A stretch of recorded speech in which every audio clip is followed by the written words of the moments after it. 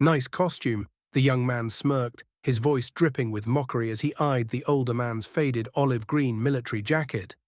The sidewalk was busy with people on their way to lunch, but a few slowed, sensing the tension. The jacket's color had long since dulled. The patches frayed at the edges, and the brass buttons bore the faint tarnish of decades gone by. The veteran stopped in his tracks, his hand tightening slightly on the strap of the worn canvas bag slung over his shoulder. He turned, his lined face calm, but there was a weight in his eyes. "It's not a costume," he said evenly. "It's a uniform." The young man scoffed, glancing at his friends for backup. "Yeah, sure. Let me guess, thrift store find? Or maybe you wore it to some fake military appreciation event to score free drinks." A ripple of uneasy laughter followed, though not everyone joined in.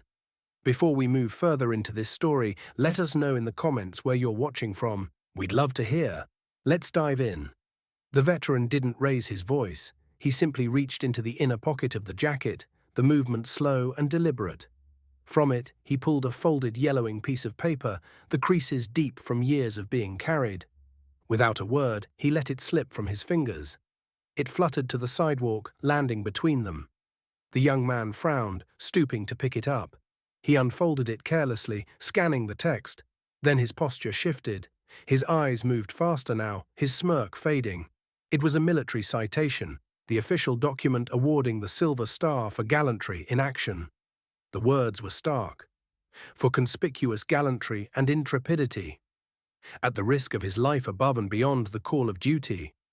It listed the date, the battle, the names of fallen comrades. At the bottom, the signature of a commanding officer.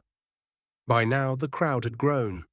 A woman nearby whispered, "That's real." The veteran stood silent, watching as the young man's expression turned from arrogance to something closer to shame. "You were there," he murmured, almost to himself. The veteran took the citation back, folded it neatly, and returned it to his pocket. "I was there," he said softly, "and so were men who didn't get to come home and wear this jacket." His voice didn't tremble, but it carried the kind of weight that made the air feel heavier. The young man opened his mouth, but no words came. Around them, the crowd shifted, and a few people began to clap. Not loud, but with quiet sincerity. The veteran's gaze swept over them, his expression unreadable. Then he turned back to the young man. "Respect isn't something you fake," he said. "It's something you carry. And sometimes, it's something you bury." He started to walk away, the crowd parting for him, but the young man wasn't done. He followed a few steps, then stopped.